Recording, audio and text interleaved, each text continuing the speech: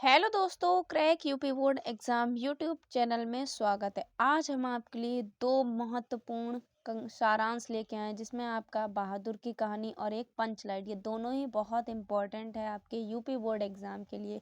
तो जितने भी बच्चे इस वीडियो को देख रहे हैं, जल्दी से वीडियो को लाइक कर दीजिए, क्योंकि ये वीडियो आपके 2025 यूपी बोर्ड एग्ज़ाम के लिए मोस्ट इम्पॉर्टेंट होने वाली है। इस वीडियो से आपके 5 नंबर पक्के हो जाएंगे अभी इसी टाइम। 10 मिनट में आप दोनों ही कहानी को अच्छे से समझ जाएंगे, तो इसलिए वीडियो को एंड तक जरूर से जरूर देखें। अगर वीडियो पे नए हैं तो प्लीज़ चैनल को सब्सक्राइब कर लीजिए और वीडियो को लाइक कर दीजिए। और हिंदी की हमने पूरी प्लेलिस्ट बना के डाल दी है, जाके आप उस पूरी प्लेलिस्ट को देख लीजिए। लिंक डिस्क्रिप्शन बॉक्स में है, जाके पूरी प्लेलिस्ट देख लीजिए। और जो भी बायो के बच्चे हैं उनके लिए हमने बहुत इंपॉर्टेंट 5 लगातार 6 वीडियो डाल चुके हैं 6 दिन में लगातार। 2-3 दिन डाली थी, 2-2 एक साथ डाली थी। अगर आपने वो नहीं देखी तो पूरी प्लेलिस्ट हमने बायो की भी डाल दी है, लिंक डिस्क्रिप्शन बॉक्स में है बायो की। तो जाके इन दोनों ही प्लेलिस्ट को देख लीजिए। चलिए स्टार्ट करते हैं। ये हर साल पूछी जाती है, इसके तो चांसेस 101% हैं। तो ये आपके यूपी बोर्ड एग्जाम में आएगी ही आएगी, तो इसको आपको पढ़ना ही पढ़ना है। ठीक है, अब आप चाहे पंचलाइट की करें चाहे बहादुर की, आएंगी दोनों ही। तो दोनों में से कोई एक आपको जो अच्छी लगे वो कर देना है। ठीक है, तो ये किस बहादुर जो कहानी है वो अमरकांत जी द्वारा लिखी गई कहानी है। ठीक है, ये एक मध्यम वर्गीय परिवार में नौकर के साथ परिवारजनों द्वारा जो किए गए अत्यधिक कटु व्यवहार है उसकी कहानी है।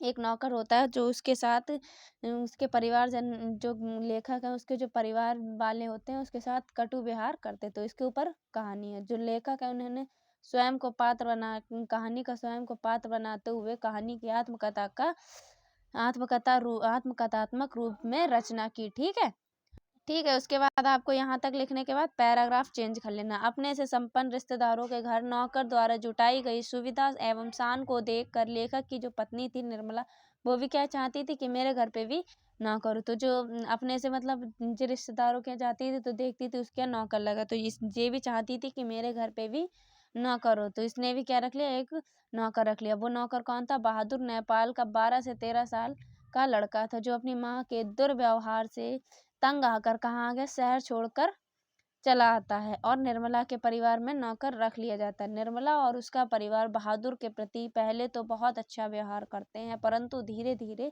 कठोरता बरतने लगते हैं। पहले तो नौकर के साथ जो बहादुर था उसके साथ खूब प्यार से रहते थे, अच्छे से उसके साथ व्यवहार करते थे। फिर धीरे धीरे वो लोग क्या करने लगे, कठोरता बरतने लगे। वह सर घर का जो था सारा ही काम बहादुर घर का कर देता था।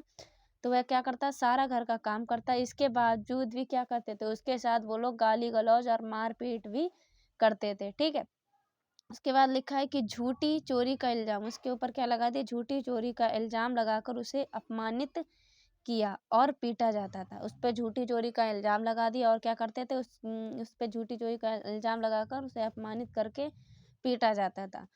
तो अंततः बहादुर ने क्या करा, घर छोड़कर चला गया। अब परिवार के सभी सदस्य उसे ढूंढते हैं, क्योंकि सब काम कर क्योंकि जो वो बहादुर था सारे ही घर का काम करता था। तो जो उसके परिवार वाले थे लेखक के, वह काम सब आराम के आदी हो चुके थे, क्योंकि वह उसके कारण सब आराम के क्या हो चुके थे, आदी हो चुके थे। बहादुर की उपयोगिता देखकर सभी अब अपना घरेलू काम करने से क्या करते थे, घबराते थे। बहादुर के घर छोड़ जाने से वह सभी पश्चाताप करते कि तथा अच्छा व्यवहार करने की सोचते हैं। बहादुर जब घर से चला गया तब वह पश्चाताप करते हैं कि अब की अगर वो आएगा तो हम उसके साथ क्या करेंगे, अच्छा व्यवहार करेंगे।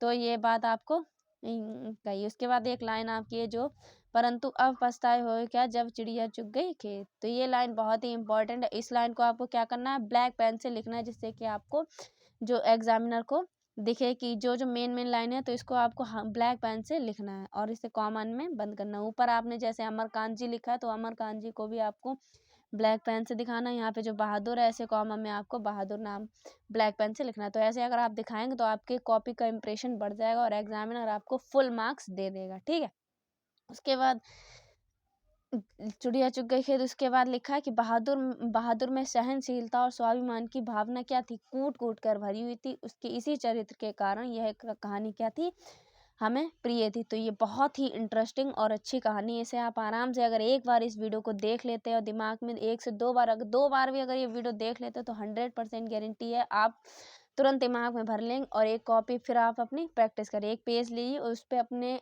2 बार कहानी को पढ़ के उसके बाद अपने आप लिखने की प्रैक्टिस कीजिए।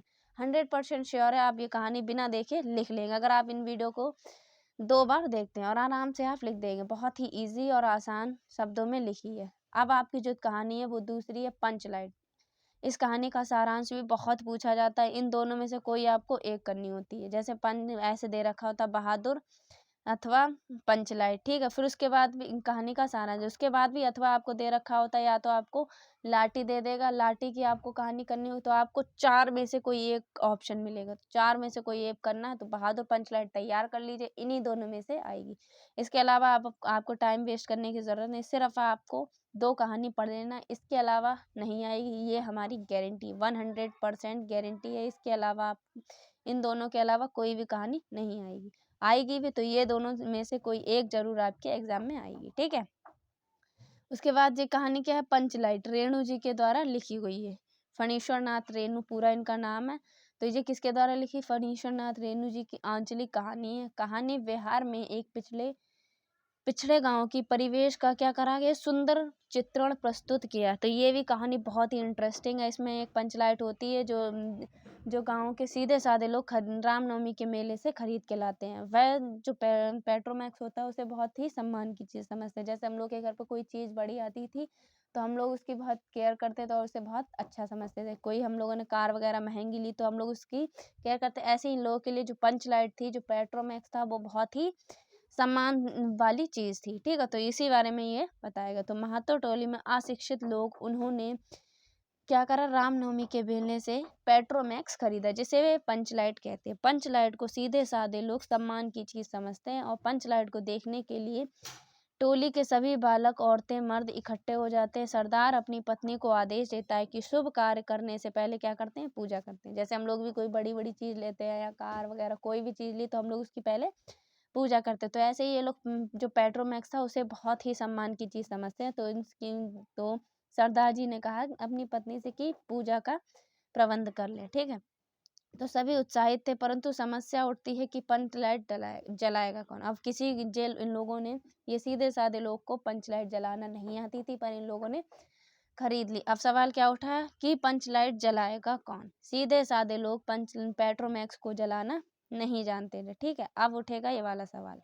तो अब क्या होगा, अब इसमें हीरो की एंट्री होगी। एक गोधन नाम का व्यक्ति है जो किससे प्यार करता था, वो करता था मुन्नरी नामक युवती से प्यार करता था, ठीक है। तो मुन्नरी किनकी लड़की थी, मुन्नरी गुलरी काकी की लड़की थी। तो मुन्नरी से प्यार करता था गोधन। तो यहाँ से आपकी रियल स्टोरी स्टार्ट हुई। इस टोली में जो गोधन नाम का युवक है वह गाँव की मुन्नरी नामक युवती से प्रेम करता था। मुन्नरी की माँ पंचो से गोधन की शिकायत की थी कि वह उसके घर से सामने से निकलता था तो सिनेमा का गाना गाता था। जो मुन्नरी की माँ थी उन्होंने पंचो से शिकायत कर दी गोधन की कि वह मेरे घर के सामने से जब निकलता था तो सिनेमा के गाना गाकर निकलता था। तो ये मुन्नरी काकी को अच्छा नहीं लगता, इसी कारण पंचो ने उसे जाति से निकाल दिया।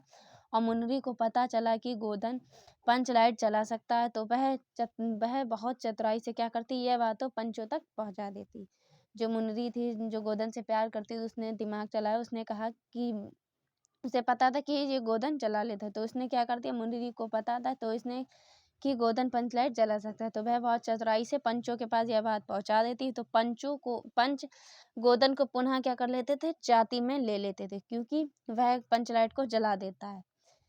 फिर वह पंचलाइट को जला देता है। मुन्नरी की माँ गुलरी काकी प्रसन्न होकर गोधन को शाम के भोजन पर निमंत्रण देती और पंच भी अति उत्साहित होकर गोधन से कह देते हैं कि तुम्हारा 7 खून माफ, खूब गाओ सलीमा का गाना। तो जैसे ये इसमें हाईलाइट करके दिखाया है, जैसे उसमें बहादुर वाली कहानी में था अब पछताए हुए क्या जब चिड़िया चुग गई खेत। तो ऐसे ही आपको जैसे ये ब्लैक पेन से हाईलाइट दिख रहा है आपको उसमें भी ऐसे ही करना है क्योंकि अगर एग्जाम में आप ऐसे हाईलाइट करके दिखाएंगे तो दूर से दिखेगा और अच्छी भी लगेगी कॉपी, ठीक है। तो लिखने का आपको पता होना चाहिए क्योंकि अब आप बड़े क्लास में तो अच्छे से आपको लिखना हो, उसका फॉर्मेट पता होना चाहिए कि किस टाइप से हमें लिखें और अच्छे नंबर मिल जाएं, ठीक है। तो अच्छे से अच्छे लिखें, नंबर फुल मिले इससे।